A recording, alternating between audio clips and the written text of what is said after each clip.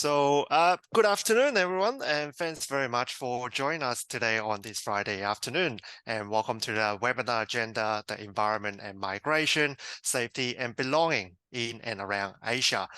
This webinar is hosted by the Asia Institute of the University of Melbourne and presented by the Melbourne Asia Review.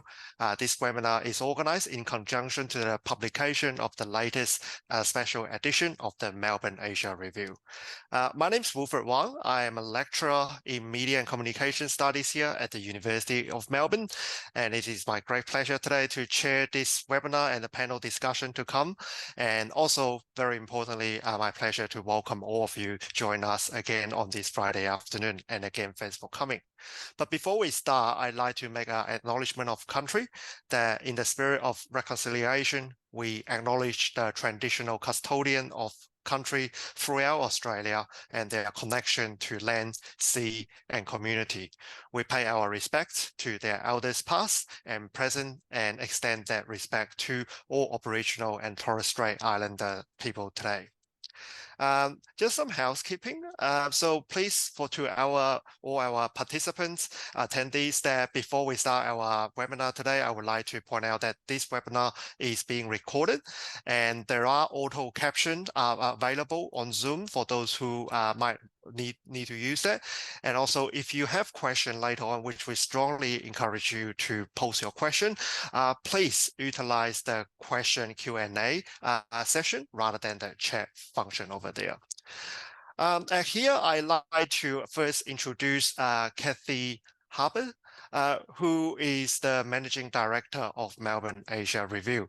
So Kathy has joined us today to say a few words about the work of Asia Institute and the Melbourne Asia Review's current edition, which, as I mentioned earlier, has a strong relation to our panel discussion here. So Kathy, I hand over to you. Thank you so much, Wilfred. And thank you to everyone for your interest in this webinar. Look, I just wanted to welcome everyone in Claire Marie's absence, because Claire led this latest edition of Melbourne Asia Review, which focuses on these issues of gender and migration, safety and belonging. And thank you so much to Wilfred for stepping in. I think this edition clearly shows, among other things, for me anyway, that there's really such a significant impact that individuals have if they experience a lack of safety and a lack of belonging. And this edition, for example, includes a very personal piece about racism in Australia's gay community. We have another piece on the really authentic experiences of international women students at Australian universities. And there's the situation of Filipino women migrants who are still expected to care for family members in the Philippines, which can become quite a burden. That's just a little sort of taste of what's in the edition, and I'm sure some of these kind of perspectives and related issues will be discussed here this afternoon. And I know everyone's keen to hear from the panelists, so I'll hand back to you, Wilfred. Thank you so much. Thanks very much, Kathy. And I think Kathy has already sort of set up the scenes for us in reference to the latest special edition. So I think to start introducing to the panel and also bringing us to our panelists, I just want to say a few words here that in the latest edition of the Melbourne Asia Review, there's a range of articles and contributions that have dealt with the complex issue of safety and belonging within and around Asia. And there are several sets of dichotomies, such as, but not limited to, mobility, immobility, connection, disconnection, security, insecurity, equity, and inequality. And also, interestingly, empowerment and disempowerment during this difficult time of the COVID pandemic, which have been interrogated and critically engaged by the authors in the latest edition. So while Asia has always offered some fascinating, significant things for us to think about as scholar, to rethink about some of the intellectual conversation, the topic about safety and belonging can also point us to consider the issue of subjectivity and the subjective and emotional relationship between people and space, object, and the environment, and more generally the everyday life of in their well-being. So as xenophobic discourses and anti-Asian racism spiral in news and very visible ways during the COVID-19 pandemic, this panel discussion would like to consider how the pandemic has impacted on some of those dichotomy issues I just mentioned, like mobility, belonging, but in particular thinking about safety to and the intersection of gender, sexuality, and sexual orientation in and around Asia. So these are some of the broad questions, I guess, that we are going to address very much again in this webinar, which title Gender, the Environment and Migration, Safety and Belonging in and around Asia. So here, I think we definitely need some bright and innovative intellectual minds to help us to tackle, to evaluate, to get down into these questions. So we are very lucky to have two of them here today with us. It is my great honor to introduce our guests and panelists. So we have Dr.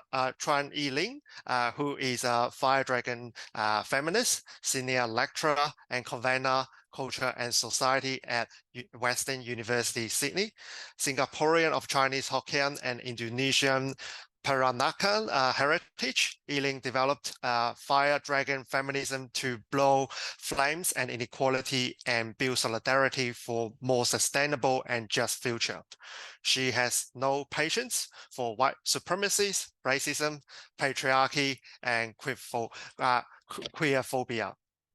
On the other hand, we have Hao Zheng, who is currently, I believe in her final years of the PhD candidature at Deakin University.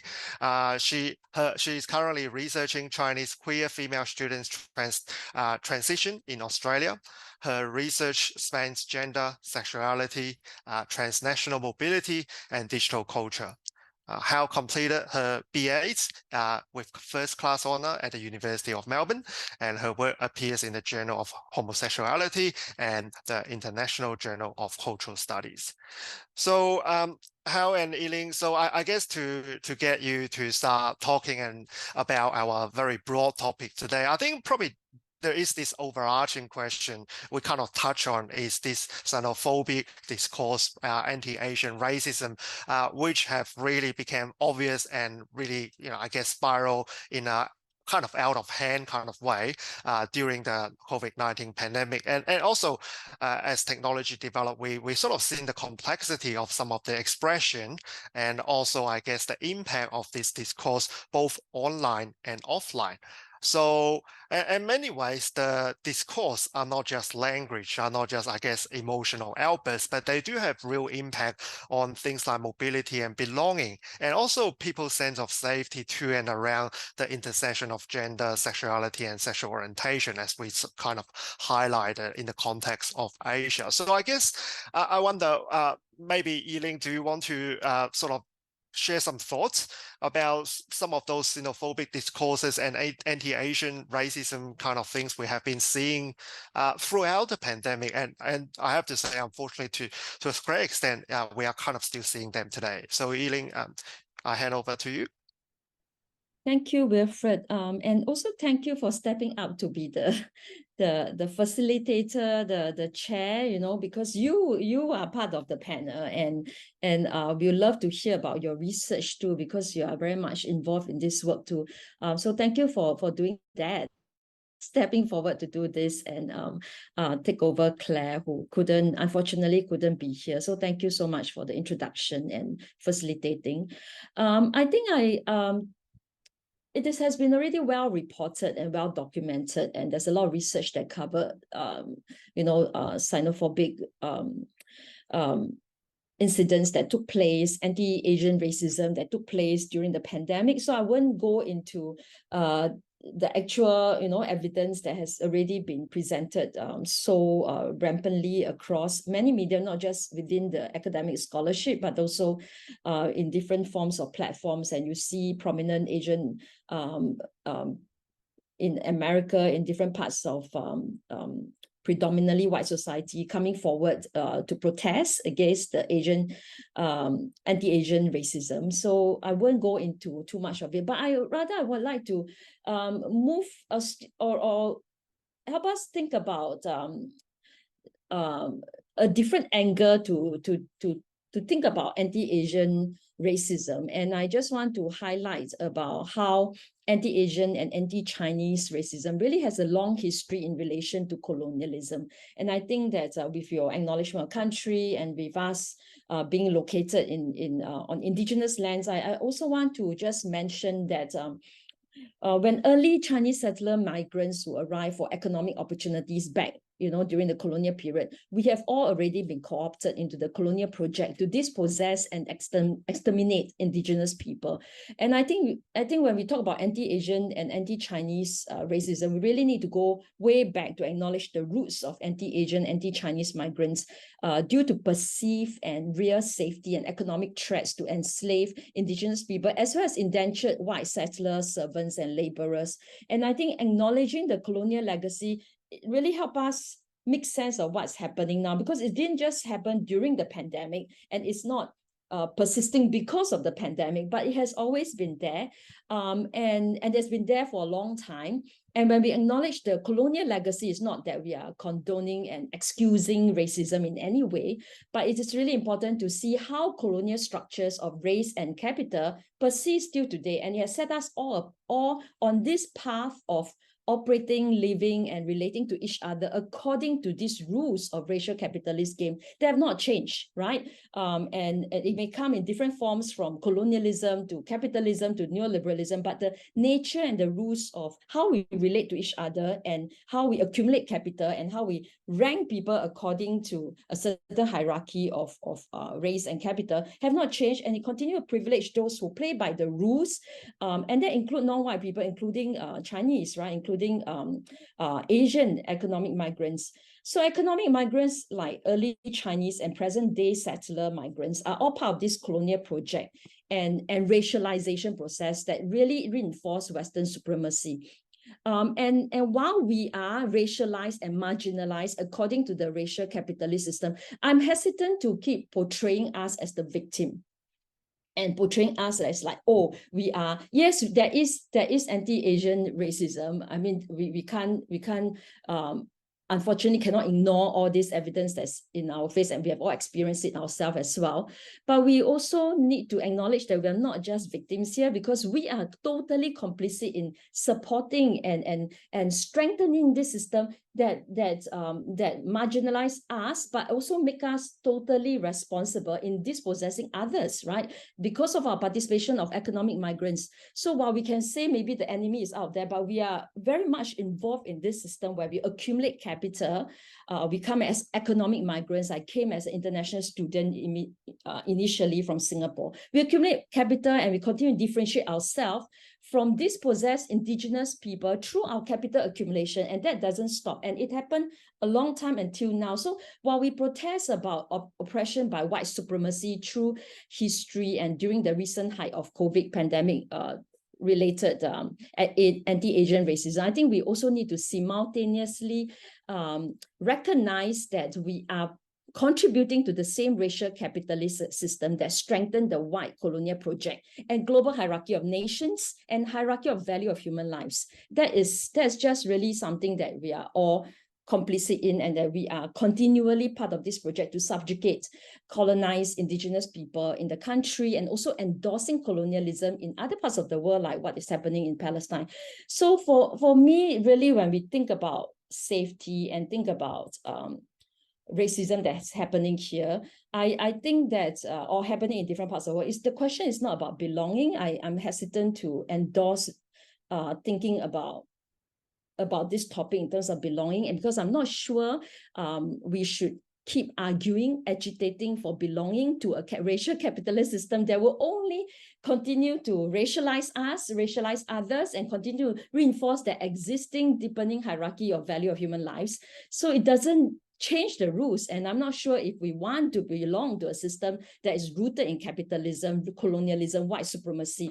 So I am not, personally, my political work is not about, I don't want to ask for belonging, but rather I want us to think beyond that, to think about how we can think about a different system where we we are calling for an equal value of human lives, and that we will really recognize the roots of the problem here. So it's really not to negate or minimize or erase the violence, whether it's physical, administrative or systemic racism that Asian migrants, Asian queer people encounter at multiple shifting intersections.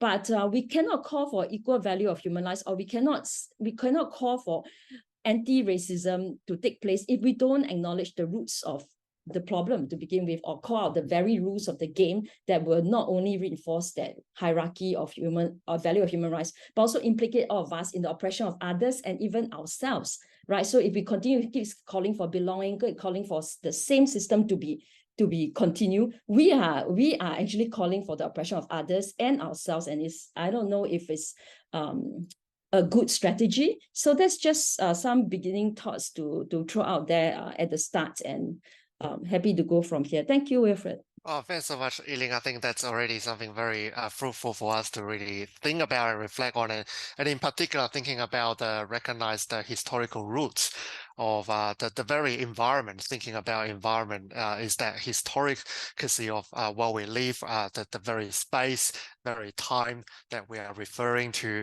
So I think probably it's good time to then ask Hal to share some of your experience, because Yiling sort of already touched on towards the end of her I guess critical interpretation, that the intersectionality in particular worth some attention. So how would you address to this broad idea that I sort of mentioned about how this kind of racist anti-Asian discourse have really impacted people's sense of, well, belonging, we can talk more, but also safety? Thank you, Wilfred. Thank you for the question, and I'm super happy to be here along you and Elaine. Your work really helped me a lot in my research, and I really admire you as researchers. So it's really a great honor to be here and talk about our research. So I think my response to this question or your questions will be, first of all, I'm really happy to hear what Elaine said about belonging. I think this is a highly debated concept, and I have similar questions when I try to address this in my research about Chinese queer female international students. And from there, as a researcher who researched international students during the pandemic, it's such a interesting time to research this population in a hyper immobile time, and when this cohort of young people were facing a lot of challenges in life, in their identity, and to tackle on such a supposed to be fun time for their life. So I would like to respond to these questions from try to recall the very first time when we think about COVID and think about how it impacts on people like international students, like mobile young people. So in February 2020, I think Australia was one of the first countries try to respond to what is happening attached to this pandemic. And I remember, I think it was like in the beginning of February, people just start, becoming worried about if they are able to coming back to Australia for their new semesters. And many international students have to face the challenge, like maybe they got on the plane and tried to fly to Melbourne or Sydney as what they usually do every year. And when they arrive, they are requested to go back. They are not allowed to enter the country. And after that, there's a lot of uncertainty in if they are going to come and how their new semester, how their life will begin for 2020. And we might know, I don't know if like any audience here might know about like people might transit through a third country and they might like spend 14 days there to have be qualified to come to Australia as a temporary visa holder from PRC. So what I want to say is there's a lot of things to think about safety and belonging when we try to qualify when we don't feel safe and we don't feel the sense of belonging. It might be because of the uncertainty in a lot of things we cannot imagine. And COVID-19 can be such a specific context for us to reconsider and reevaluate a lot of things in mobility that have been taken for granted for such a long time. And in my research, in my context, that will be a lot of really mundane, really trivial things international students face during that period of time. I have a friend ask me to pick her up from the airport at that time because she thought she will be refused by the taxi driver because she's a Chinese. So it's a lot of small things that reminds every international student to be concerned about their identity, about their appearance, about their safety and belonging in a bigger picture. So when now we're in 2023 and almost 2024, it's maybe something of many of that things have kind of gone. Like now international students are coming back, they can travel easily among countries, but we shouldn't taken this for granted. We shouldn't forget, like, this can be such a difficult thing for so many people during the pandemic. Yeah, thanks, Hal. I think that sort of to follow up, as Yi-Ling said to our audience, that I'm supposed to be just a panelist rather than moderating. So I thought I probably should just say a word or two, but I thought that's very interesting because, you know, I've been thinking when I was thinking about our webinar and also the whole special edition, was really COVID-19 just the only context we can refer to? But I think Yi-Ling quite rightly said, well, actually, if you think about a historical kind of process, it's way before that.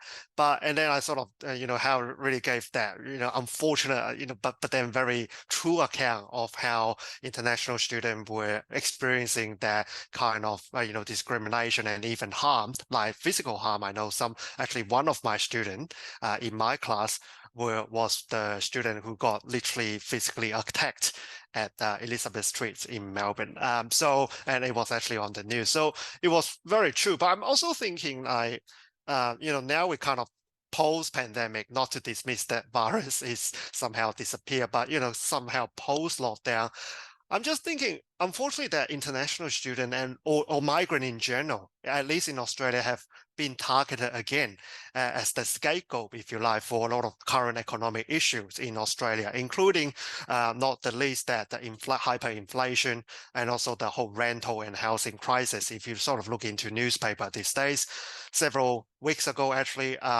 the Australian newspaper actually use a very telling kind of visual representation at their front page, having international students from East Asian, Indian background there, and then with titles, I can't remember the exact title, but basically saying that, you know, with the resurgence of international students, our rental market is becoming unaffordable. So, you know, it's basically using if you go back to the semiotic, like it's basically utilizing, making an association of scapegoating a certain group. And as Hal and Yi-Ling sort of have already pointed out, that it's also the most vulnerable group of people. But then on the other hand, you know, this country's economy has very much driven by the contribution, not only financial, but also social, cultural, and a lot of intellectual contribution made by this group. So unfortunately, I say it's still not a very safe place for many of our students, especially international students,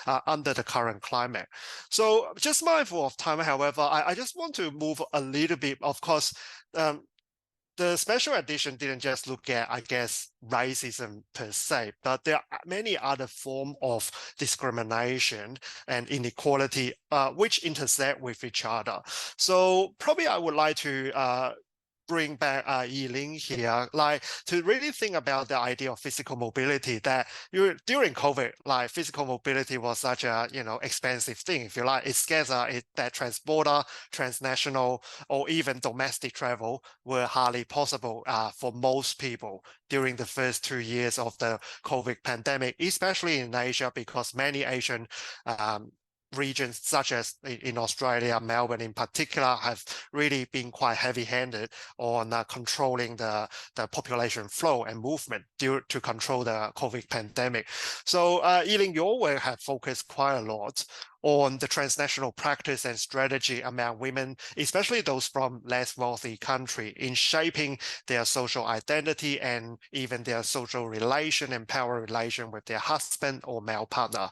So I actually want to learn about your insight about how these women were doing during COVID lockdowns, especially during the most, I guess, harshest lockdown at the time when physical mobility was extremely rare or even undesirable in some places. And at times, how one's ability and inability to move physically from one place to another have impacted on their, well, sense of both the physical safety and well-being, but also the mental and emotional aspect. So yeah, Yiling, if you can have any insight on that? Thank you, Wilfred. So my research on marriage migrant women from less wealthy country stopped before the pandemic. So I don't exactly know what happened to them during the pandemic. I could only guess that it would be worse because I think it's not unique to low-income marriage migrant women from less wealthy countries in Singapore, where I was investigating into. It is commonly reported and researched into by other scholars as well of how lack of access to mobility and safety for this marriage migrant women, or even for many survivors of domestic violence. Violence only became worse during pandemic because of lack of access to safety and mobility during that period of time. I think that has also been well documented about the situation here in Australia, where intimate partner violence and domestic violence has reached a scale of has been described as an epidemic, that is, and also has been well documented by women organizations that the rates of domestic violence and intimate partner violence has also increased dramatically during the pandemic. So I would imagine that it is probably the same across the world, because when you think about mobility, mobility is a privilege. You think about it, right? It's always about privileges and what kind of privilege you have. International students, while they may they've been treated as cash cows in Australia, but we also have to be mindful that they do have the mobility to come, the mobility privilege to come as international students. I want to recognize that there are many refugees who have to come by boat and they don't have the mobility privilege at all. So when I talk about this in class about migration and mobility, I always refer students to the idea of global hierarchy of nations. We need to know that because of how colonialism and how racial capitalism has set us up, we are already on this hierarchy, global hierarchy of nations, global hierarchy of value of human lives. So some human lives are valued a lot less, where they are seen as less equal, and therefore do not have the same kind of access to mobility privileges as those who could, take first class or travel, or they could, gain access to a visa easily. So, so just want to recognize how, while during the pandemic, it kind of just highlights certain mobility inequalities. It is, again, like I say, it's not something that has not happened for a long time because of racial capitalism. So I think that coming back to the whole idea of scapegoating that you mentioned, and xenophobia that you mentioned, racism against certain groups of people, it's not new, as long as we're still stuck in the same system constantly. Every time where you see that there will be economic threats, political threats, there will be groups who will be scapegoated.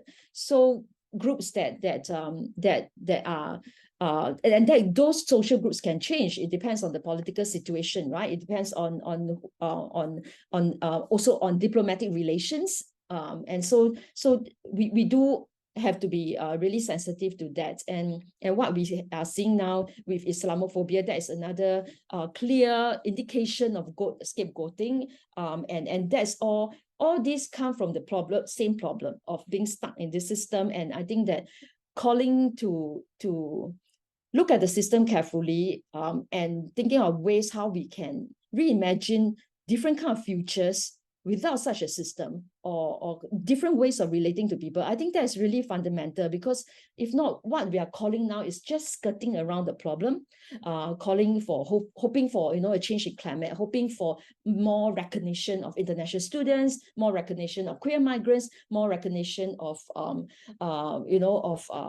people who are struggling in different ways.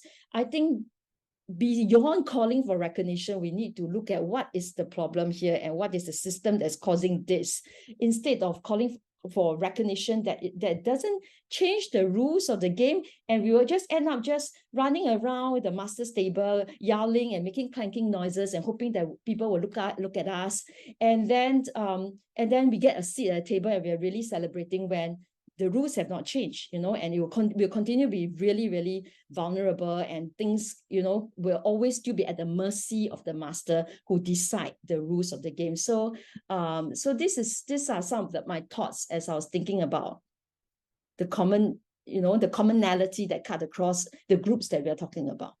Thanks, Wilfred. Oh, thanks, Yiling. I think that's the point about the resurgence of the Islamic phobic, like racism against people from Islamic background is really telling, because it happened just not that long ago, probably a decade ago. We all know about in the early part of the 21st century, it was basically the dominant form of racial discrimination in the Western context. So, and likewise, Asian, anti-Asian sentiment really, it's not new in the context of Australia, when, Pauline Hanson called that Australia was swarmed by Asian back in the late 1990s. So I think what Yiling emphasis on the structural aspect is it's so points that it's basically allowing things to be recycled. It's just keep coming back, although it might sort of stop, slow down, even disappear or less visible for 5 or 6 years. But then whenever things happen, such as COVID, that the same sentiment comes back, but probably even comes back even stronger, as we have seen in some cases. So But of course, the system itself also changed, and the structural inequality to a great extent also, interestingly and ironically, keep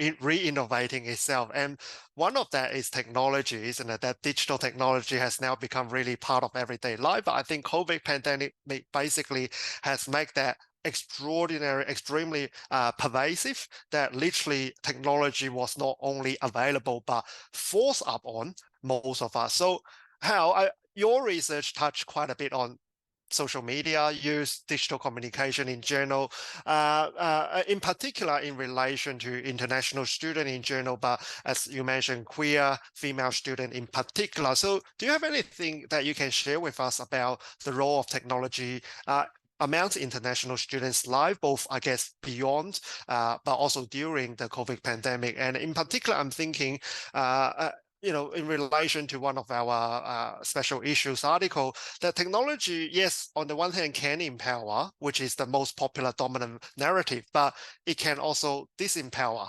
the very group that we're supposed to serve, supposed to help. Yep. Thank you, Wilfred. I would like to respond to this question, as I think in our pre-panel discussion, you mentioned if they feel more safe or connected or secure when they are using digital media during the pandemic. And my answer would be yes, but it's not because of the technology itself. It's more because of the effort they have been made to make them feel more connected and safe on social media or digital media. And I know you work on this area as well, so I look forward to hearing about your thoughts in this topic.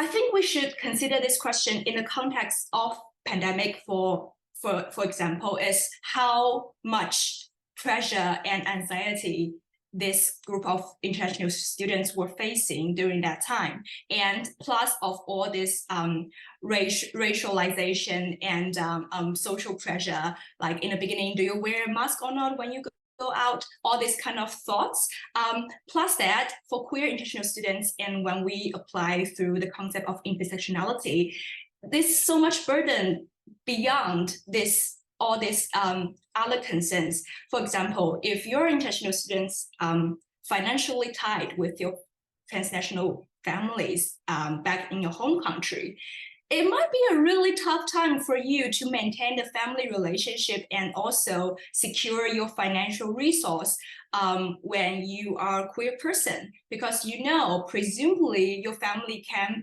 have a really strong opinion against your sexuality, and this might be a really tricky time if you come out to your parents, for example. And in my latest paper, adapted from my PhD thesis, I talk about 2 of my participants who accidentally came out during the pandemic because of social media. And the scenario was basically social media leaked their information to their parents, and they didn't have any control of this leakage when they are in Australia and their parents were in China. So in this case, technology is not really helping, or it's really damaging their privacy when they are living apart.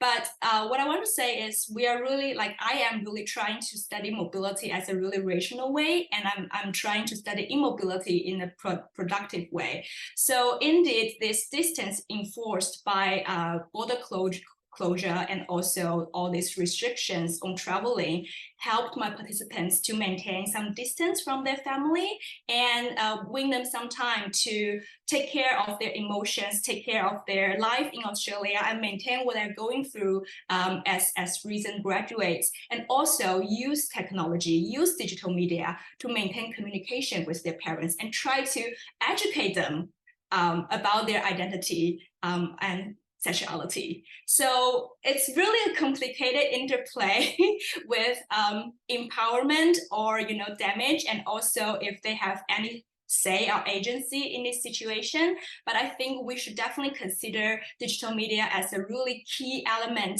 in international students' everyday life, and in my case, in their identity making. So I will pass back to Wilfred, and I really want to hear what you say about these questions. Thanks, Hao. Yeah, but before I start, I also just want to encourage our attendees, to post some question in the Q&A session if you have any, or any comments. Doesn't have to be question, to the panelists to further our discussion here. So sort of just go back to Hao's prompt here. Obviously, my research has been looking into digital communication, digital media, in particular diasporic digital media in Australia in the context of Chinese migrant, but also Asian migrant. And increasingly, my research have been focusing on older migrants. So I did some couple studies actually during the pandemic with older Chinese, and then later on we expanded to older Asian migrants who literally stuck here because they couldn't go back, they couldn't travel to other places, but have to live in Melbourne, which to our international audience, Melbourne had the longest lockdown in Australia. So and sort of try to ascertain, I guess it's that interesting paradox between the so-called empowerment, disempowerment, mobility and immobility, and also to a great extent security and insecurity that technology has really brought to them. And I think I'm very much inspired by Yiling's earlier point about this, post-colonial project. It's really, I think, if we look back to the technology today, or the structure of what we refer to as a global internet or digital technology of today as we speak from the point of Australia, that digital media and the whole digital culture is very much a Western-centric cultural imperialist project. Really, if you think about, we call it Western, it's probably not very precise. It's very much a US dominant kind of technology, whether it's Zoom that we're using right now, or Facebook that we are streaming on, LinkedIn, as we've been promoting this event on, all of that are very much central around the US company and corporation. And it's those Silicon Valley and enterprise, entrepreneurs, they've sort of been promoting not only their technology and product, but the certain narrative. For example, liberalism, for example, the kind of a decentralization, for example, neoliberalism in particular, right? And in our research, we kind of found the issue there is very much that when we sort of thinking many older Asian migrants, but Chinese in particular, that they were unable to access the digital service in Australia, sort of thinking that they were somehow digitally incompetent because they couldn't, for example, get an email. It's actually the kind of language and the narrative are very much Western dominant, because actually in China, they don't really need email, for example, to open an account. So many migrants, we found that especially those came from mainland China, they were very used to a digital life and culture without emails. But then in Australia, it's kind of compulsory that you must have an email to start with your, for example, MyGov, and then later on, which expanded to how you can get your COVID vaccine certificate and etc. So, and all of a sudden, a lot of struggle there we found is that actually it was very much, again, go back to Yiling's point, is that it's precisely not the individual or not even the community, but very much a structural and historical one. That is very interesting that in Australia, our system, our institution, the bureaucratic system are very much relying on the US kind of internet, and their provider and etc. And then we start, to a great extent to me, is accusing those who are not able to transit into this system, accusing them being incompetent in one way or the other. And, that is one of the many examples, and there are a few other things, but I don't want to take up too much time. But I think that's one of the many examples, I think, really echoing what Hao and Yiling been sort of discussing here today. So I'm not sure if any of you want to respond to anything while I think we are having a comment, but if any of you want to respond to anything, Hao and Yiling? Yeah, just a quick response that I would argue that we are not in a post-colonial situation. Rather, I think that my position is an anti-colonial position, where I think that and also, as much as we recognize that a lot of the current systems came from the colonial period that really still resembles so much of the colonial legacy, and I would argue that colonialism continued to persist in many ways, and racial capitalism, neoliberalism are thriving. While we could say that the Western world is very much responsible for this, I think that it is also really important to remember how many countries for the rest of the world are in fact very much celebrating, thriving, reaping all kinds of benefits from that kind of legacy, and the existing structures have morphed into or mutated into certain kind of ways that we can never imagine how it would bring about that level of inhumanity. And I also want to just emphasize how we have many highly successful champions of colonialism, racial capitalism, and neoliberalism in Asia, including my own home country, Singapore, and the rest of very successful tiger economies in Asia, and who may be calling anti-US imperialism, or could be allies of US. They are still very much celebrating or reinforcing or buttressing the same kind of system that is racializing themselves, racializing others, reaping benefits from others, exploiting, and still continue to extract so much from the environment, from people, from less wealthy country, and very much responsible for the level of inhumanity that we see here. So I am mindful of how, as we track and we understand and acknowledge the legacy that we have inherited, and how it has really morphed into weird structures that is just beyond control now. I know that as I observe a lot of queer activism, for example, and queer scholarship, the eagerness to fight back and speak back against white supremacy and racism, often we fall back right into the same colonial framework of racialization that has oppressed us. We are so I think that we must really be careful about our our own anti-colonial efforts, where we don't end up exoticizing, essentializing our cultural ancestry and heritage, and then fall back to what exactly colonialism is doing. And I'm not trying to say that whatever racialization that we are experiencing now is not hurting us. It is hurting us, but then artificially creating a cultural myth that differentiate ourselves from white people or from white systems is exactly what colonial powers are doing, which is to create that categorization of human lives and the hierarchy of human lives. So it doesn't, again, like I go back to my same point, that it doesn't dismantle that system. It doesn't overturn the master's table. Talk about our own Chineseness or Asianness. We are in fact recolonized. We are in fact being part of the recolonizing process that will unfortunately racialize ourselves and support the racialization process back home. Like, for example, in Singapore, it's Chinese dominant society, where as I celebrate Chineseness here, I am actually celebrating Chinese racialization back in Singapore that will continue to subjugate other ethnic minorities in that process. So I just want to talk about that to respond to what has been discussed. Thanks, Wilfred. Yeah, thanks, Ling. I think we do have a comment here, and I welcome the attendee to keep commenting and sort of keep engaging here.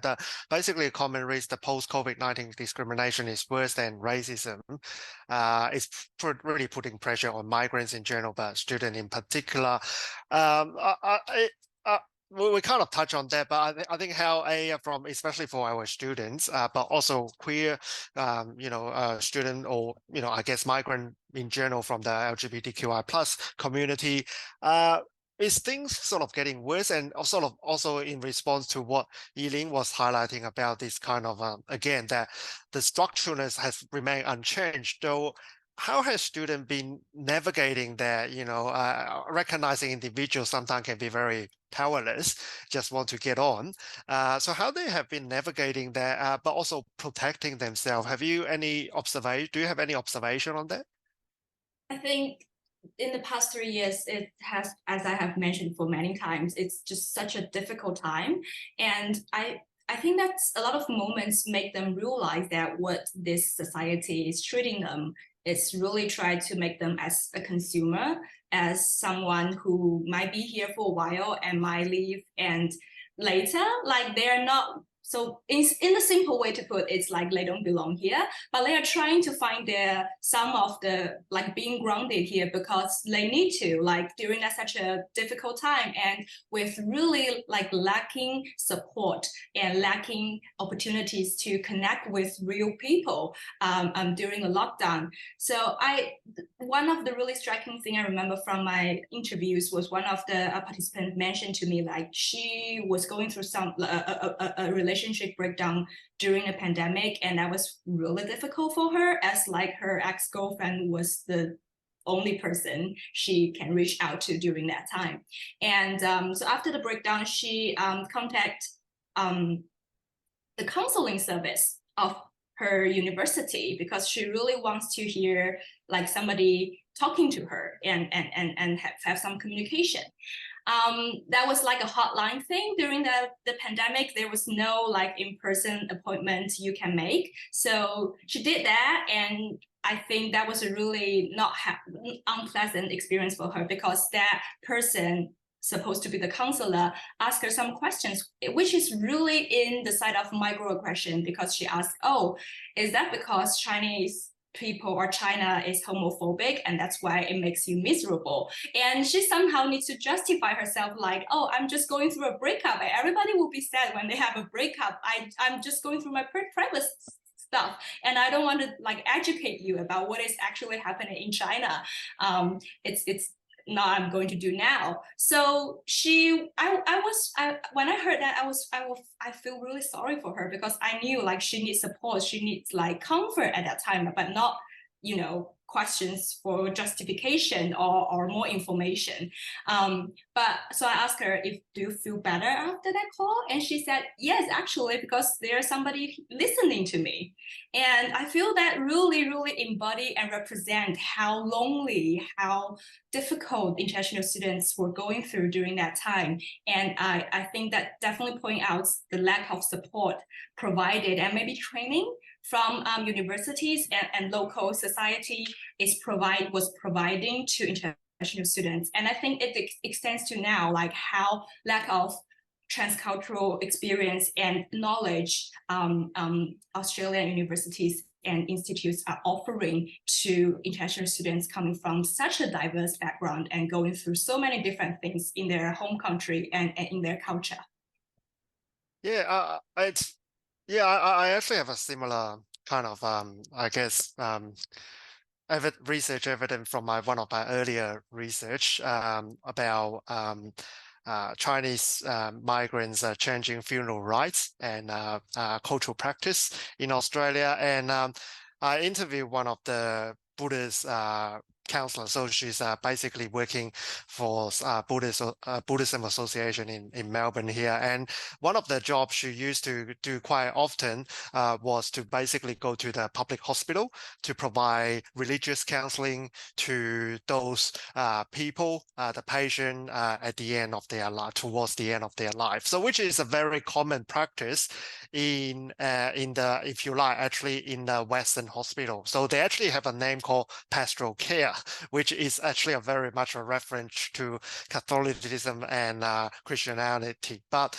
but she actually told me that in our interview that most older Chinese patients she attended to were not Buddhists.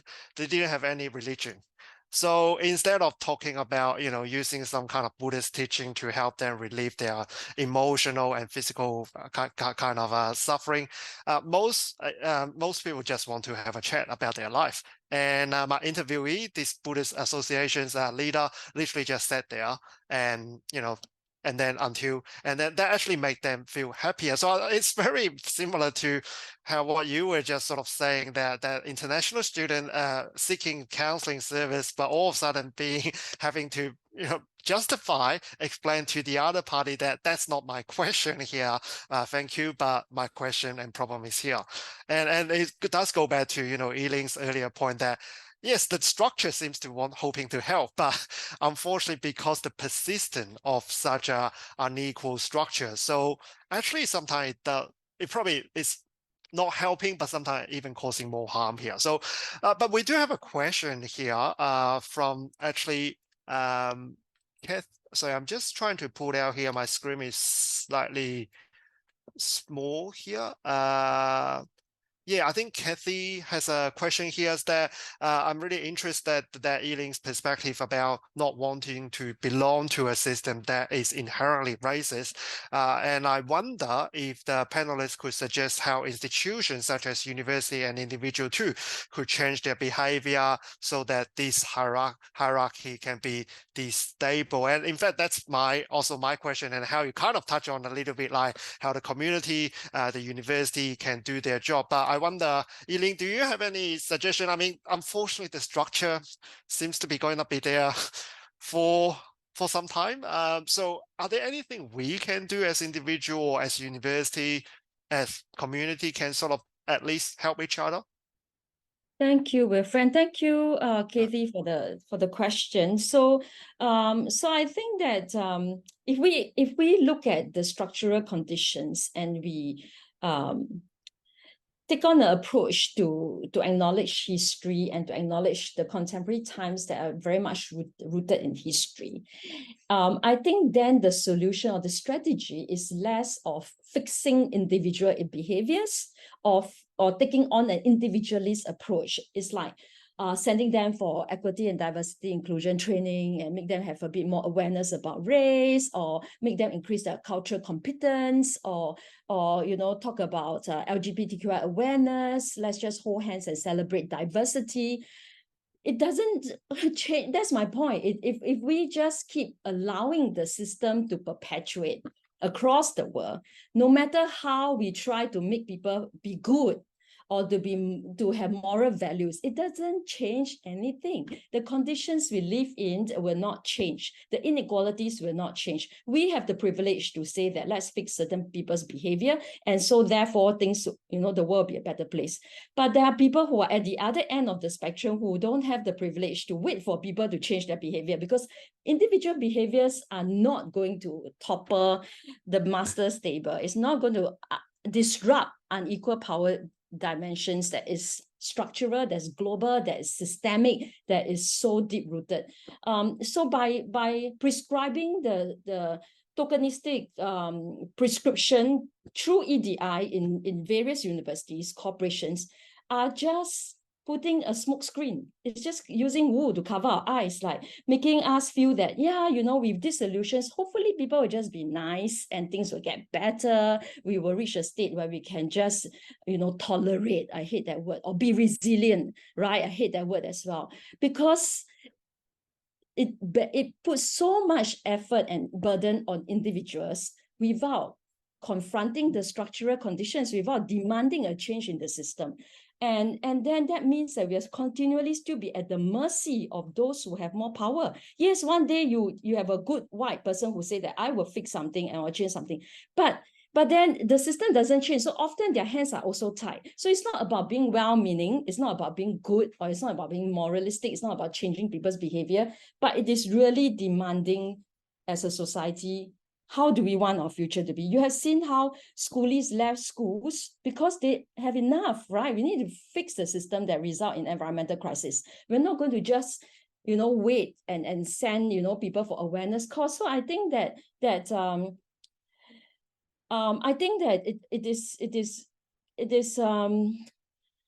it's troubling to only focus on individual behavior and hope that people will just be less racist or be good to tolerate and to appreciate the value of migrants, or to celebrate diversity. I think it's the conversation and the approach needs to be broader than that. And if we are content with just talking about belonging and talking about diversity, talking about inclusion, talking about identity politics, talking about representation, then I think that the unequal power relations will continue. So that's my response to that. Thanks, Ling. The point about changing the narrative of how we talk about it remind me one of the article published on in the ABC, but I think also in The Age, by Thomas Fang, who is a local photographer in Melbourne. Basically, the title of the article opinion piece is that telling us we should be grateful to live in Australia overlooks the hardship and sacrifice of migration. I mean, it probably doesn't go all the way as what Ling would hope to, tackle the structural issue, but at least I think it's a very interesting way to reconverse how we, the relationship between migrants and Australia. In light of time, any very quick response to Kathy's? I think I agree with what Ling said, and I just want to mention that we shouldn't underestimate the harm of what the system is ignoring a lot of the requests and needs of migrants and international students in my case, because this can be haunting. The fear or the anxiety of being offended or being discriminated one day can be haunting, and it's tiring to be anticipating all this maybe possible difficult questions they received in their daily life. So I just want to say this is a very enduring, long-lasting thing, and I think the first step to make some enhancement will be just listen to what we say and listen to the questions we ask, and really try to figure out what people are trying to find in this situation. That will be the first step to tackle this conundrum, these questions. Okay, thanks very much, Hal, and also thanks very much, Eileen, for your very insightful, inspiring, and I guess to a certain extent, in a very critical way for us to really think about some of these questions. So, because it is apparently a live streaming session, so we do run against time. So I think our time is very much up. So I just want to say a big thank you to our panelists and also to Kathy and also to all our audiences who come here to share the afternoon, especially it's a Friday afternoon, 5 p.m. Rather than going out for pre-weekend drinks, but join us here for some very interesting and also inspiring, important discussions. So we truly appreciate your attendance, and also to everyone who asked the question and raised comment to us. As this is actually our last webinar for the year of 2023, so that the Melbourne Asia Review's current edition, I think it's being posted in the chat for us to click on. So I strongly encourage all of us, if you haven't gone to that webpage, read some, please click on them, read some article as probably your weekend reading. They are very succinct, short, easy read, but very also insightful and inspiring, as I have tried to, I think, refer to and quote a couple of them throughout today. So the recording of this webinar will be available shortly on the website and also on the Melbourne Asia Reviews YouTube channel. So they do have a YouTube channel. Please go and check it out and follow, and the link will be sent to all those who have registered here. So on here, I would like to thanks to all of us again. It's been an absolute pleasure, and it's been a very learning and inspiring journey for myself over the past 55 minutes. So I wish everyone a very good weekend. Thank you.